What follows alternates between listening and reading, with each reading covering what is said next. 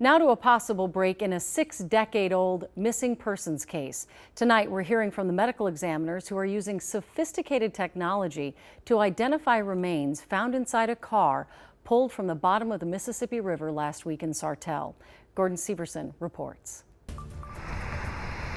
At the Midwest Medical Examiner's Office in Ramsey, the medical team has seen it all. We do 10,000 plus death investigations a year. And more than 1,000 autopsies, according to their director, Shane Sheets. We see a lot of interesting things as a medical examiner's office. But it's not every day they receive a body found in a car at the bottom of the Mississippi River that could hold the answers to a 60-year mystery. That is significant. That's something that's a rarity. Like every other case, Sheets says their first step is to try to identify the body through fingerprints. Fingerprinting with skeletonized remains, that's not going to be possible. The next step is dental records, but with a case this old, Recovering those records to compare is not going to happen, or it's incredibly rare. Sheets says their best option in this case is DNA testing. We typically will extract DNA from the bone itself. Sheets says a bone sample was recently sent to the Minnesota Bureau of Criminal Apprehension for testing. That sample will be tested against another DNA sample that was provided by a living relative.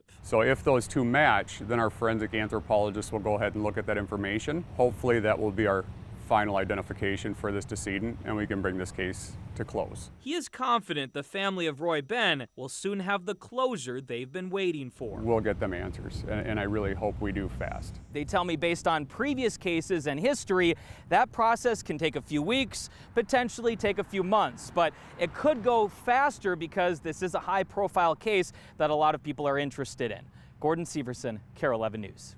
KARE 11 recently interviewed Benn's great-nephew, who's receiving updates from investigators.